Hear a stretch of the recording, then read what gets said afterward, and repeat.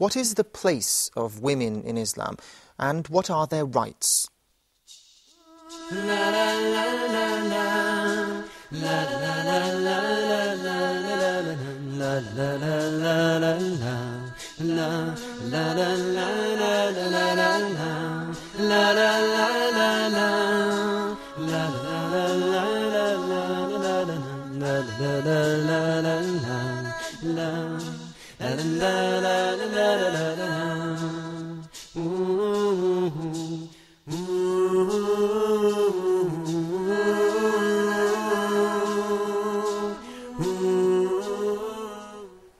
Assalamu alaikum and welcome to Youth Talk.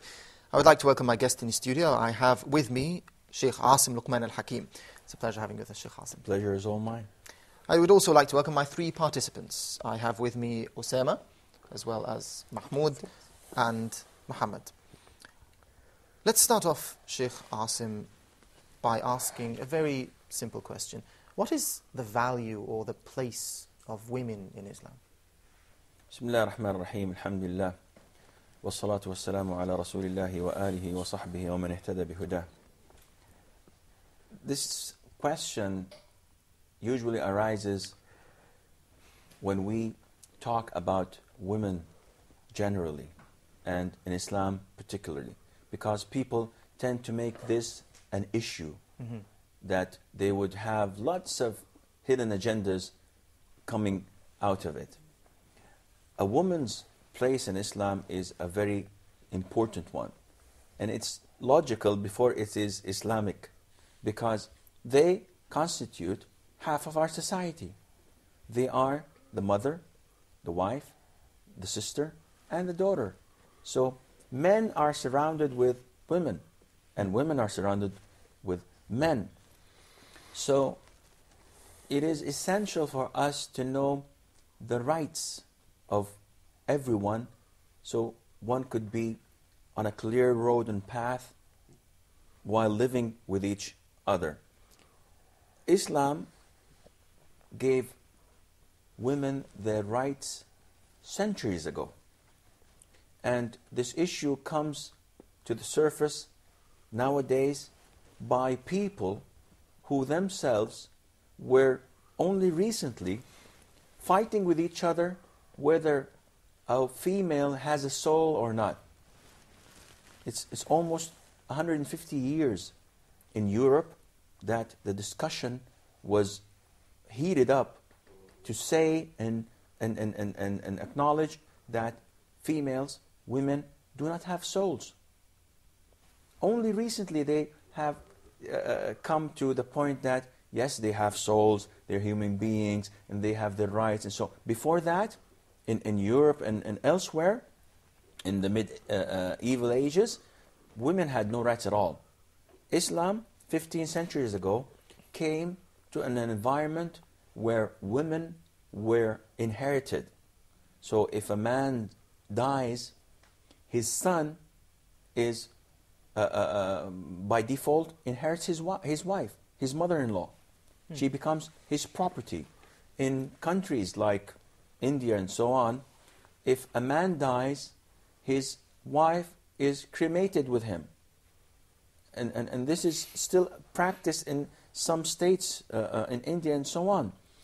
This practice was completely stopped when Islam came to give the woman its honor and its rights.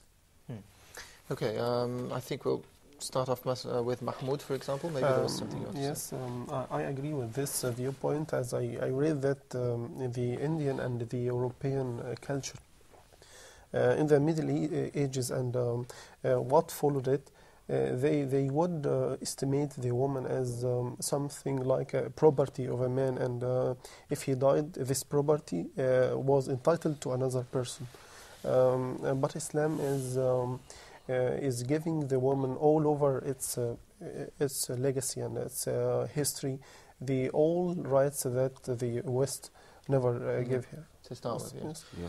What is the role of women in Islam? Let's start off maybe with the talk about the role of a woman. Is there a certain role that women should play in an Islamic society, or according to Islam? a woman is like a man.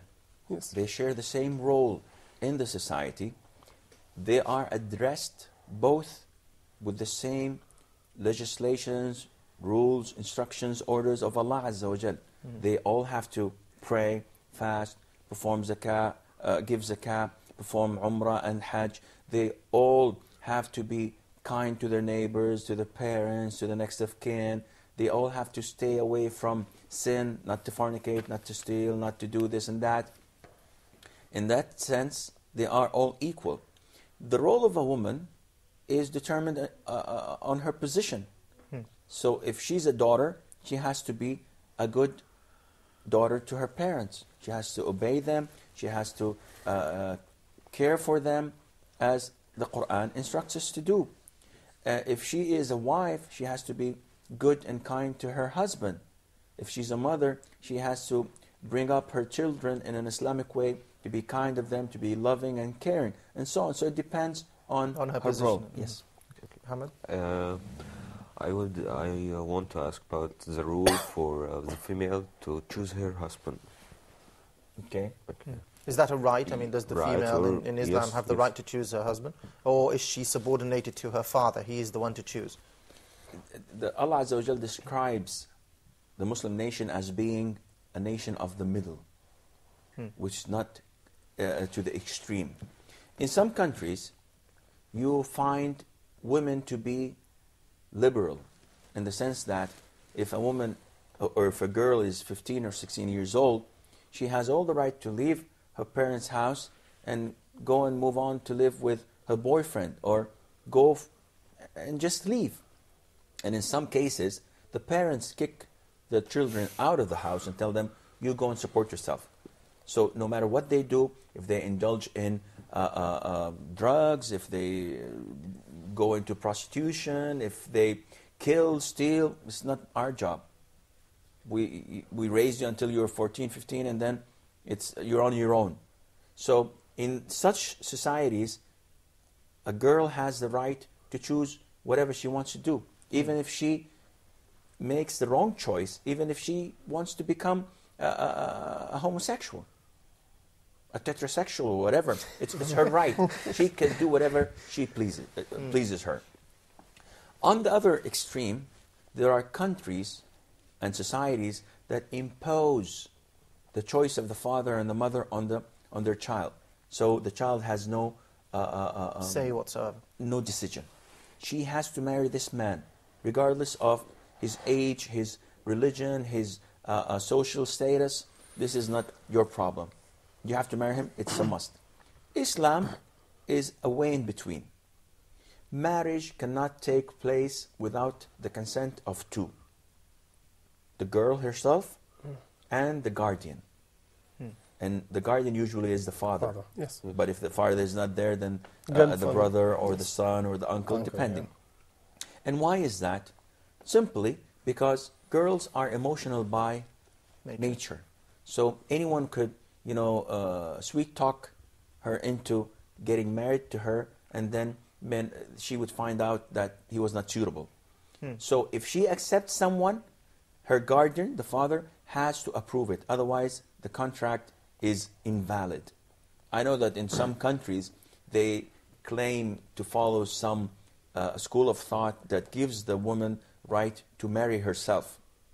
And this is wrong. And this has been proven wrong in so many Islamic countries, and also in the West, where the girl objects to her father's choice and decides to marry herself to that man, and after a week or two discovers that he was not the right one, and then she is in a whole lot of problems and trouble trying to get rid of this marriage, and is unable to do so. And at the same time, she lost her family because she went out of their decision and decided to marry this man on her own. Islam tells you to have a proper marriage contract. You have to have the consent of the guardian. You have to have the consent of the girl. You have to have two witnesses, and you have to have a dowry for the wife or the girl. Excuse me, why it's important to guardians approve? Again, it is important because girls usually do not have the Full not the sanity, insight or yes, but they towards a person? have The experience. the experience and the wise decision to determine if this person is suitable or not. But sometimes guardians depend on personal troubles or something like that. Okay, that's true, and that is why the consent of the girl is also Important a is must. also there as well. So, It's a if, must. for example, if the father says to his daughter, "I want you to marry this gentleman," and she says, "No, he's older than I am. I don't like him. He's rich, but he's not religious." He says, "I insist."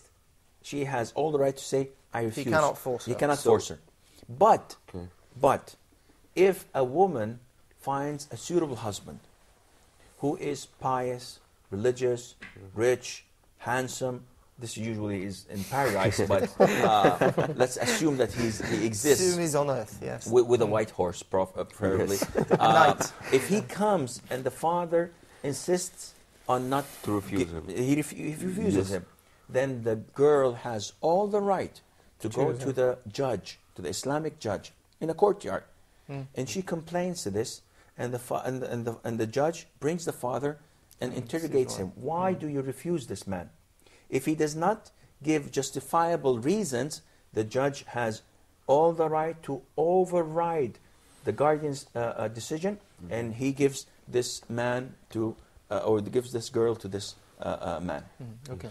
Osama? Yeah, I think if we have, for example, the role of women in archaic ages, like I'll take for example Asma bint Abu Bakr, which supplies Prophet Muhammad and her father in the cave far away in a remote cave in the mountain. I think if we compare that with today's contemporary society women, how far the gap is, you know. In the past eras, women were really women, you know what I mean? Like men, yeah. And nowadays they are more indulgent, spoiled, you know, welfare life. If we could compare between the archaic period women like Asma bint Abu Bakr and what is the analogous or the one who like her these days, just a small comment, if you please. If I were to be a woman, I would say, well, before you start comparing us to Asma bint Abi Bakr, compare yourself to the companions. Yeah. So it's two shades. it's the same thing. Now, it's a different generation. Different. Those Completely. had the crystal clear idol to follow next to them, the Prophet ﷺ. That's right. They had him coming in their houses, He was eating there. with them. He was That's there. enough. It's easy for you to hear his instructions. And they had all the means to do this, but they were more feminine than our females Yeah. nowadays. Actually, I'm concerned about the bringing up, the way they brought up, you know what I mean? Different from these days. Well, this is easy if you look at a child that was brought up in that era. But we're talking about females that reverted to Islam, that have been non-Muslims for 30 or 40 years, and then they've accepted Islam. Yet they were transformed 180 degrees, totally. So it's not the upbringing only, it's the belief of being a good Muslim. Women at the time of the Prophet ﷺ had a very strong belief. Yeah. And it would be very unfair for us to generalize and say that nowadays our women are more likely to be men than women. There is Some of them, yeah. some truth to that, but there are lots of women in nowadays times that are extremely excellent examples that have been, but usually, unfortunately that is, and fortunately at the same time, women that set the best examples are in the shade because they are in their houses. They're not exposed to the media. Those who expose And they're, yes. they're a minority. Those who are exposed to the media are usually the worst examples. Okay, we'll take a report now and be back after. I think that under Islam, women have as many rights as do other religions and cultures, and I think that that's important to realize, and I think many people around the world are trying to focus on this now as an issue and try to bring that sort of recognition to the table where hopefully we can, as a global society, try to increase the rights of women under Islam. Islam gave women a lot of rights that were previously in non-Islamic times not a given. She has the right to own property. She has the right to engage in business. And I think the best way to correct an image about a certain topic in Islam is by giving positive examples in the community, by showing the positive attitudes of women in Islam and their contributions to the society. And this creates a good example for other Muslims and non-Muslims to follow. Instead of talking theoretically, by giving models in the community about successful women, this will have a stronger impact on the audience and on the community in general.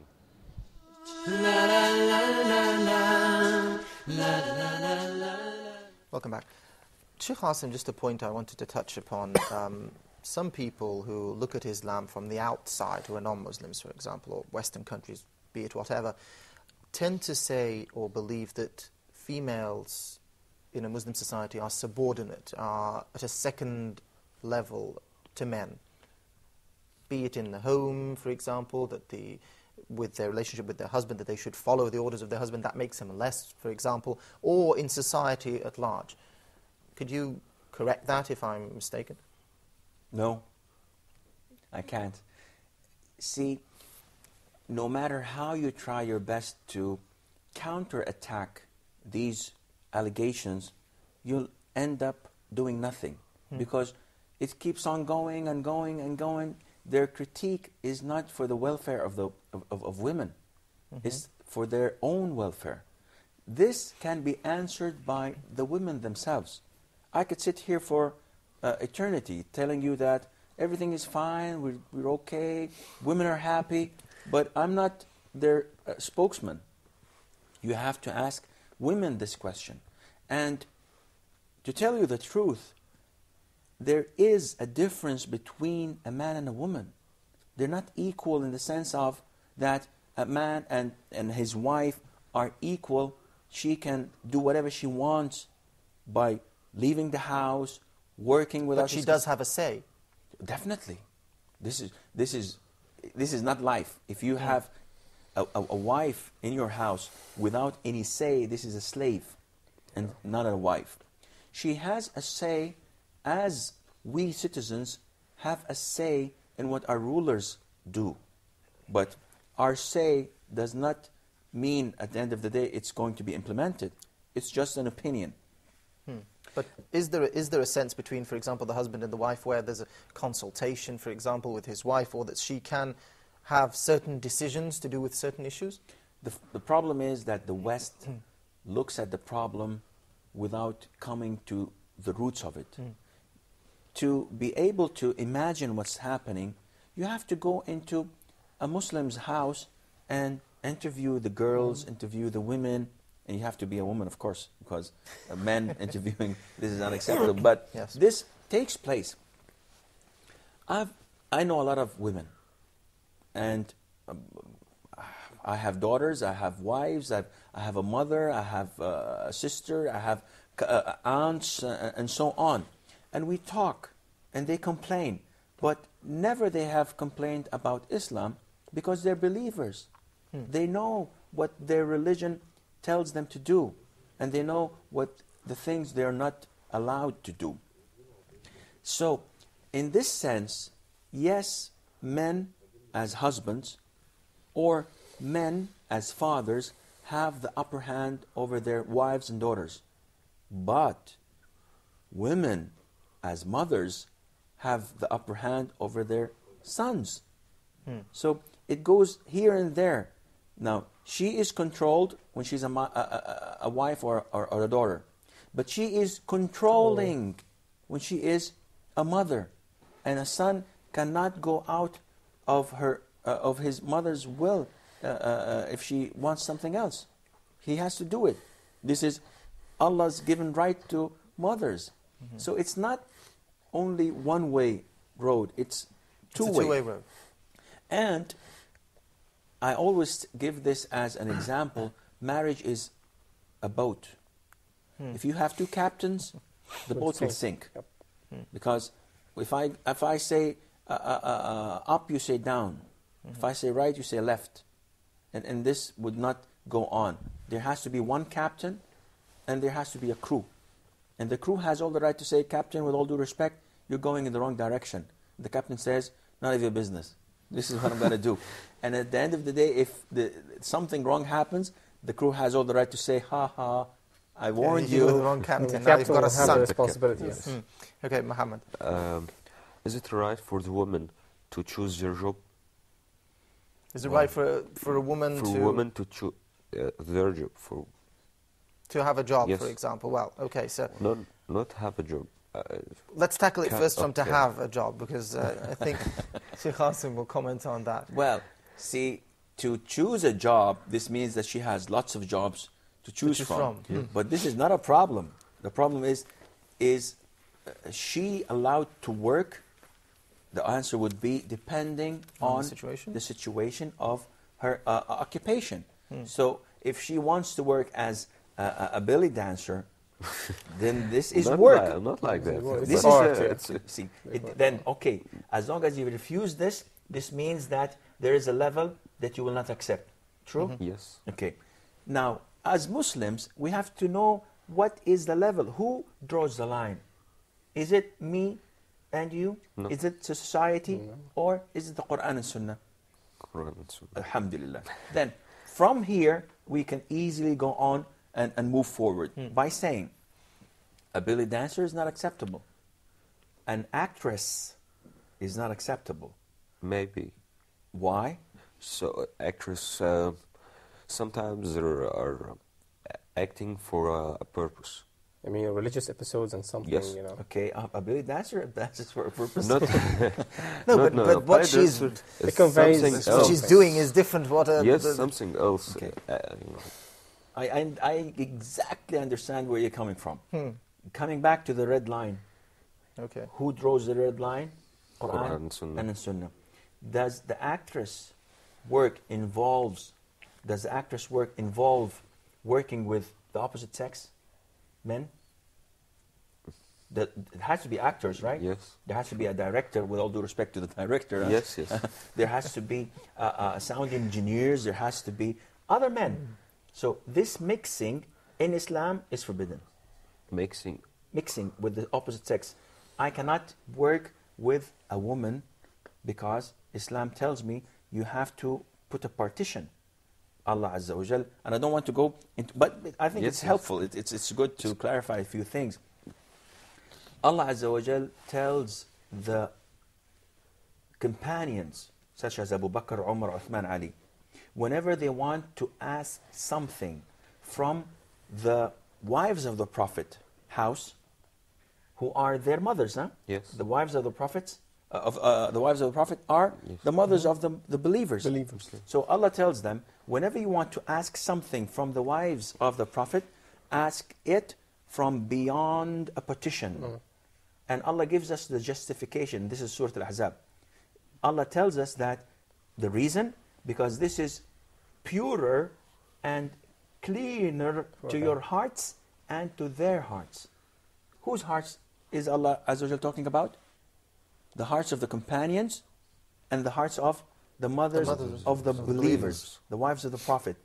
Allah is telling them to communicate beyond from behind Behind a a petition. curtain or a partition or something. Why? Because the cleanliness of your hearts. Now, nowadays, if an actress works with an actor, whose heart is in need of this cleanliness? Ours or the companions, for God's sake? Definitely our hearts are more corrupt, are more polluted and weak. Therefore, the mixing of the opposite sexes is forbidden in Islam, which leads us to the point that actresses is not acceptable. We come back to any other form of work. Okay, what about I'm an accountant and she's an accountant and we're sharing the same office and the same desk. Again, this leads to a lot of problems.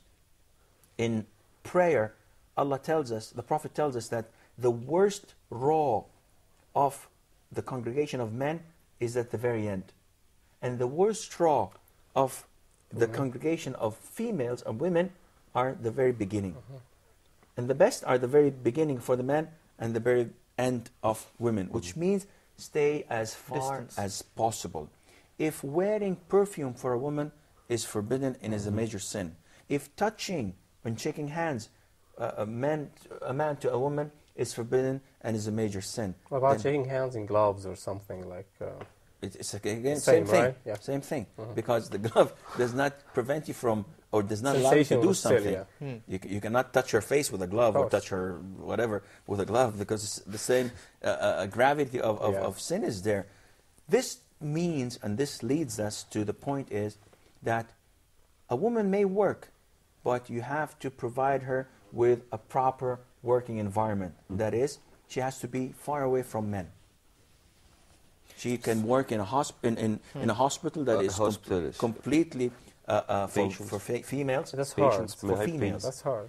Okay. It's How can you come applicable with so one like hard, this? it's- You know what I mean? So Everyday life. Okay, I think I'm going to say this, and you have to contemplate a little bit onto it.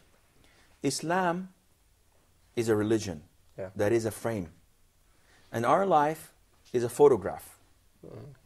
The proper thing is to come and apply Islam by putting the frame on our life and Cutting the whatever edges out. the edges.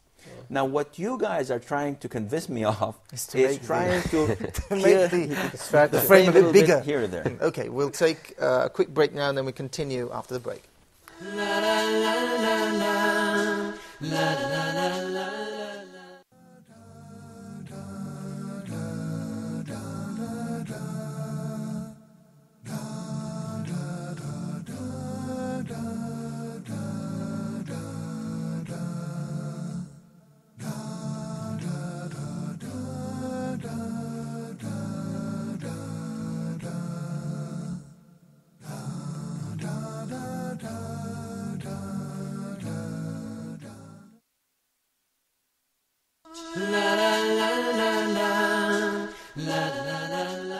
Welcome back. Sheikh Asim, you were mentioning just a few moments ago about the red line in terms of jobs for women, or what to work or what not to work. Do women work when there is a certain necessity? I mean, are there certain reasons why women should work? And Okay. Originally, men are the one who should? who should work, who should do all the work. And that is why Allah Azza wa Jal had gave the men an edge over women, because of what they support and sponsor their women with. So they should, even if in Islam, and this is one of the things why men are asking for their rights nowadays. We nowadays are asking for our rights. It's not the women asking for their rights. In Islam, even if my wife is a multi-billionaire, she is not obliged to pay one single cent to support the family or to support their house. It's my problem. Even if I have a very low income, it's not her problem. She's not asked to pay anything, though she's well off. It is my responsibility to sponsor my wife. So, generally speaking, the men are the ones who are supposed to do all the work. Women's place is in her house to care and cater for her husband and her children.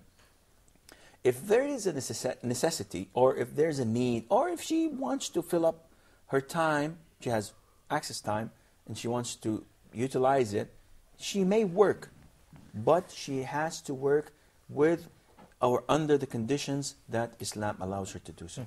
Okay, Osama, is there any of the other rights that you want to talk about?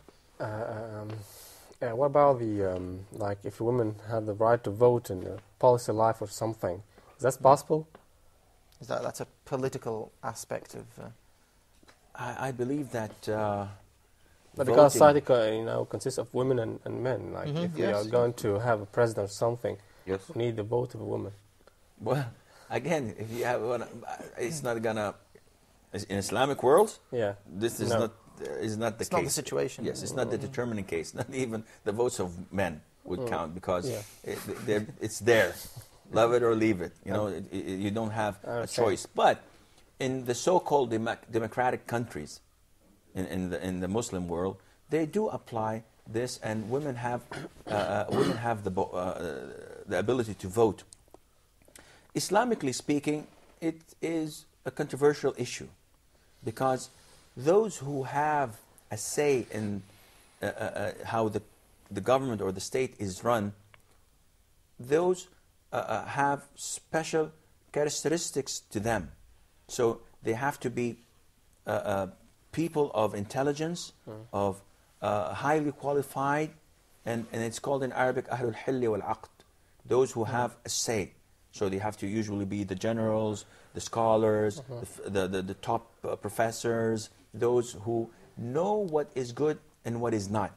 But if you come to a housewife of a farmer that does not know anything about anything, and you show her a photograph of two people and say, this one looks handsomer, okay, I'm going to go for this. And she votes for him, and this may affect the voting system. This is not acceptable. Yeah. Those who are eligible to vote are those who are qualified to do so. Okay, let's move to another point, the issue of inheritance. Many people tend to look at the issue of inheritance from the Islamic point of view, that women do not have the same right as men, and that their rights are being taken away from them. At least this is what some people from the outside tend to look at Islam in that way. What's the doctrine behind that, or what's the wisdom behind that? The wisdom was not stated to us in the Holy Quran. So we can make our best to figure it Try to out. understand why. But you may succeed and you may not. Inheritance was given to us by Allah Azza wa Jal in the Holy Quran in 4 or 5 verses only. That covers the whole inheritance, and few hadiths also by the Prophet Sallallahu Alaihi Wasallam. And it tells us that every person in the family must take this portion, whether he's a good son or a bad one, whether she's a good daughter or a bad daughter. You do not have the right, as in the West, to say, well, my son, I'm not going to give him anything from my will, and I'm going to give all my wealth and property to my favorite dog, for example. And you deprive your kids and those who you sponsor. This is not your right. This is Allah's given right in the Holy Quran. And He said that Allah alone knows what's good for you and what's not. Therefore, if a person dies, everything is divided by inheritance in an easy way of doing so. The problem with inheritance, again, that some people think that it's only the daughter and the son.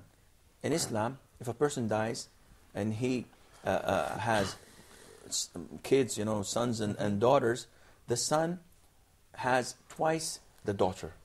So, for example, if he has one son and 2 daughters, then the inheritance is divided by half to the son and quarter to each daughter. And this is only with the children. But in some instances, they might be sisters and brothers, and they are sharing the same thing. In some instances, the female gets more than the male himself. For example, if the mother is alive, if the man dies and the mother is alive, she inherits the 1/3. And the kids may get less than that. Or she inherits 1/6, depending on the presence of her husband, who is the father, or not, and so on. So it is not something that was made up by man. It's a revelation by the Almighty, and it has to be followed in this sense. And no one has the right to say, why? This is not my decision. This was revealed 15 centuries ago, and it still exists as it is. It's the only sacred book that was revealed with the original copy still intact. Okay, Yes, Mahmoud. the wisdom behind this doctrine may be inferred through the deduction that the woman generally are not in charge of paying expenses of the household or something like that. But man, on the other hand, is in charge of and responsible to pay the expenses of all the house. So Joris said, that if the woman, even if the woman is rich and well off, but her husband is, on the other hand, is very poor, when she gives anything as expenses for the house, this is considered as something lent to the husband, and he should Repay it. should repay it. Yes. Is that... Well, it's if she gives it of her own without any agreement, then it's not something that is lent. It's not something out of her own will? Yes. If I'm poor and I ask my wife to lend me some money, then yes. But if she, out of her own, goes and buys something for the house or buys me a gift and then sends me the bill, no, this is not the case. It's out of her own goodwill, and this is accepted as a gift. I think this is an extravagant opinion, but it's still accepted. Some people may yes. accept that type of opinion as well. No? In the modern society. Yeah, the family, they do not live together with an accountant next door, saying that, well, I paid 50 so-and-so for the groceries yesterday, you have to reimburse me for that.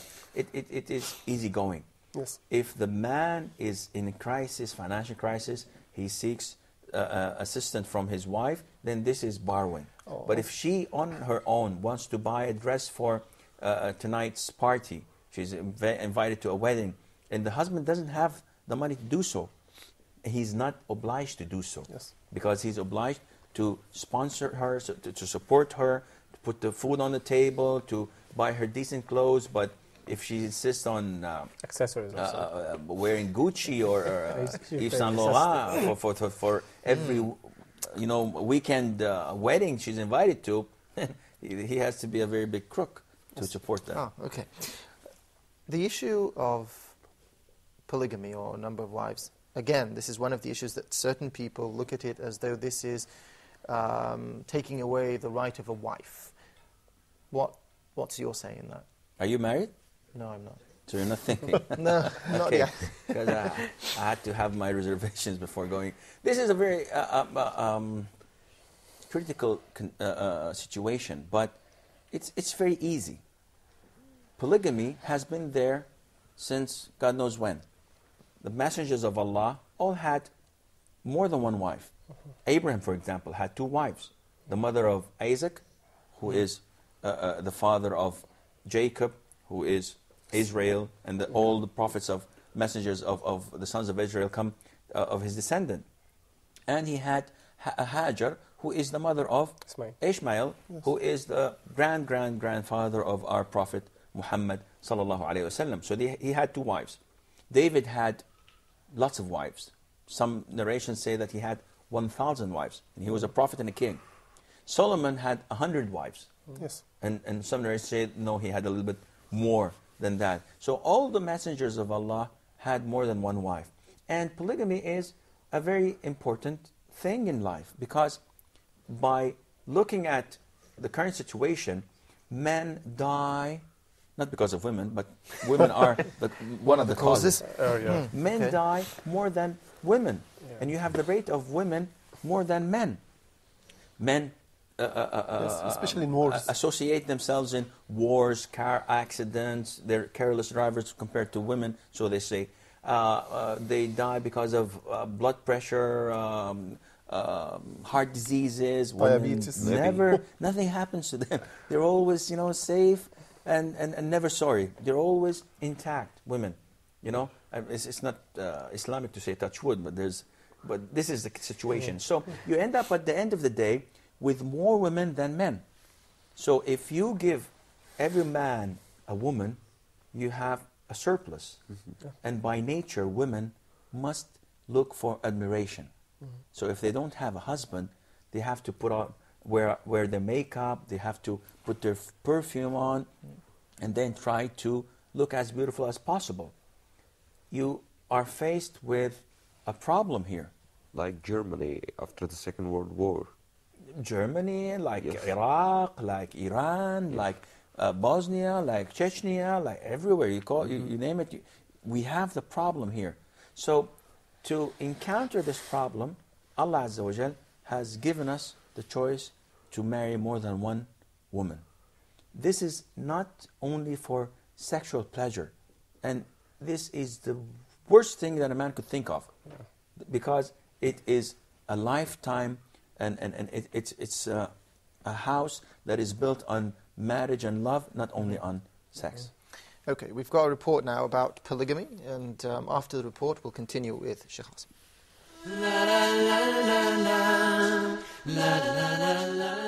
It's something that I think is very misunderstood. I come from a culture where that's not really an issue that we look at very often. To be honest, the benefits of polygamy are something that I do not understand. I think that looking at a relationship between a man and a woman, usually that relationship I think is best served when it's one-on-one, because you get to know the person as much as possible. You get to serve that person as they serve you, and to me that's the important factor about a relationship. So whether or not that can be done in a polygamous relationship is something that I just don't know. Polygamy is something that is permissible in Islam, and in fact, in some occasions, the Prophet Muhammad ﷺ encouraged to have more than one wife. But we could always differ on why Islam prescribed polygamy, as like in certain situations where there's war, or like where a woman cannot have children, and so the man wants to have like another wife so that he can have children. But in general, like, one should always treat all his wives fair and avoid any injustice or leaning towards one wife over another. If we apply polygamy in a certain manner, it may be a solution to a lot of problems in the whole world. Like, for example, in countries where the number of women are much more than the number of men, and due to wars and certain things that are going on, we'd find out that polygamy would be a good solution for certain cases in the community.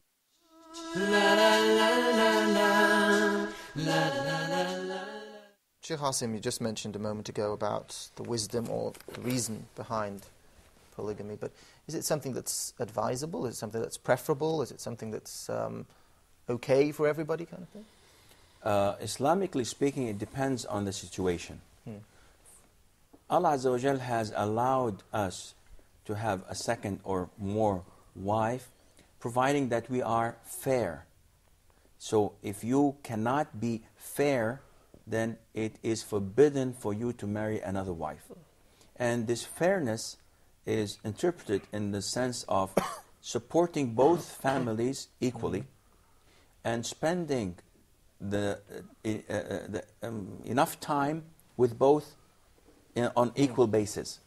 So you may not spend 3 nights with this one because you love her, you like her, and 1 night with the other one. You have to give 3 nights to 3 nights. You have to give them a proper shelter.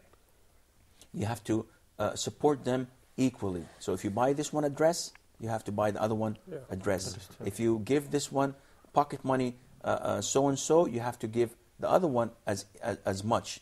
But what is considered to be a necessity or need, it's a different story. For example, if you take this one to the hospital and you pay $1,000 for her operation, you don't necessarily have to go around and pay $1,000 to the other one. Unless you break her legs, then that's a different situation. Do you have to have consent of your first wife to marry a second one? Then he would never ever marry a second Of course, one. yeah. No, the consent is not a prerequisite, and it's not even a condition. But, and I don't recommend that you take her consent unless you are determined to do so. A lot of the brothers make the mistake of, talking to their wives saying, I'm going to get married soon. Soon I'm going to look for a gorgeous woman and get married to. She has to be blonde, she has to be blue-eyed, she has to be better than you, well-educated, more than you. And he does not have the intention to do so. He's just teasing her. This is forbidden. This is completely out of the question. It's like slaughtering a sheep with a dull knife. Slowly. It's not going to work, because he's going to inflict so much pain on the wife. If you want to get married, get all the things together, weigh the pros and cons, pray istikhara and then go ahead with it. Tell her ahead of time, a day or two or so, that my mind is done, my mind is made, I have to make this and go ahead with it. But to prepare her without having anything concrete is torture, and you may not do this. And again, what is the decision behind your marriage? Marriage is not an easy ride. Yeah. It's nothing that you do and, you know, well, it's I don't want to drink cola, I want to drink another orange juice or whatever. It's fun, you know. No, it's not. It's a responsibility. Allah Azza wa Jal, as the Prophet tells us, that if a person has two wives and he prefers one over the other, financially or whatever, he will come on the Day of Judgment with side of his face, you know, almost melting or leaning to the other side. And people would know that this guy has two wives and he's not fair to them. So it's a serious issue. Okay, Mahmoud. Actually, I have heard. I'm sorry for hearing repeatedly the attacks on Islam as a pretext that Islam is belittling the position of the woman. I have something which is admirable to mention to you, that once I read in the Holy Quran in the chapter of divorce, الطلاق, بسم الله الرحمن الرحيم, فإن أرضعن لكم فأتوهن أجورهن. And it was a very fantastic piece of information that the exegesis or explanation of this verse is as follows. If the women feed your babies... Breastfeed, that is. Yes, breastfeed your babies, give them a fee for that. Though they are their children. Yes, yes. Yet it's not... Yes. Even if they are their children. Yes. Well, this is in the case of divorce. Once the divorce takes place and the mother or the divorcee is separated from her husband, but she is still caring for her child, she has to receive something from the husband who divorced her because of this breast feeding. And again, I'd like to comment on why the West looks so down at polygamy.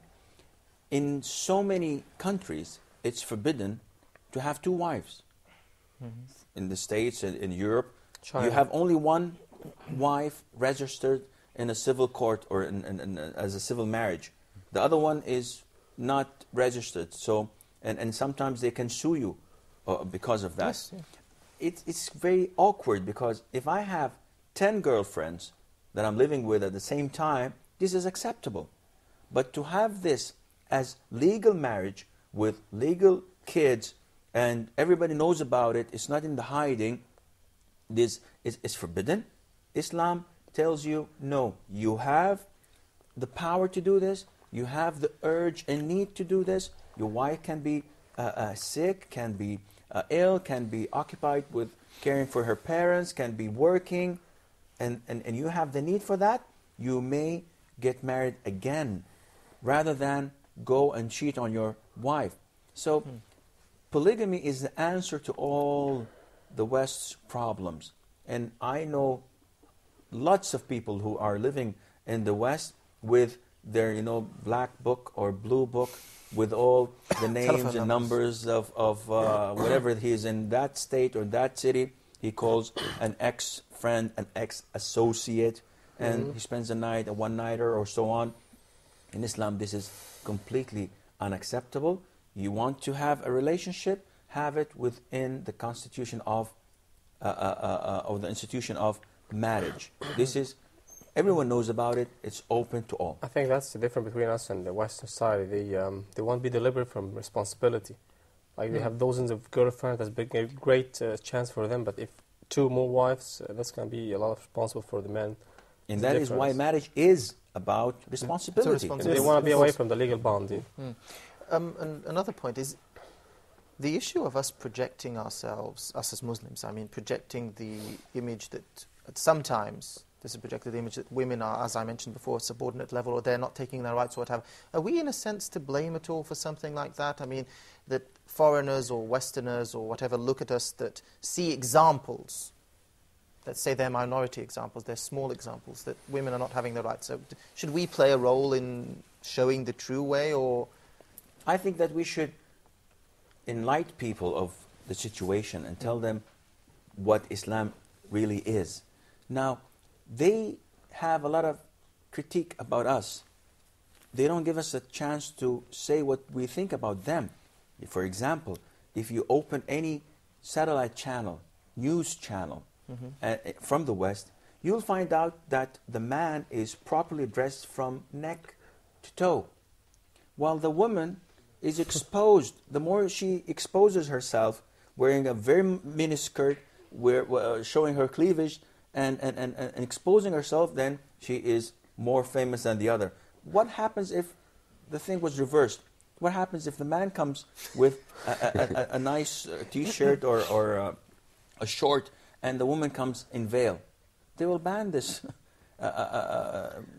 channel. Why? Because this is not what they want. They want women to be exposed. And that is why in commercials, they always present women as nude as possible. And the sexier they are, the better the commercial is. But you rarely see men coming in commercials, exposing their bodies. Why is that? Because all the temptation lies in a woman's body. So Islam respects women. Islam cares for women, while the West does not. But we should project the way that women's role really is, or the rights that women have. Definitely. Okay, I'd like to thank you, of course, Sheikh Asim Luqman Hakim, for joining us on Youth Talk. It's a pleasure always having you with us. And, of course, I would like to thank my three participants, Osama, Mahmoud and Muhammad. Thank you all for joining us. That's it for this episode of Youth Talk. Until next time, Assalamu alaikum. Assalamu alaikum.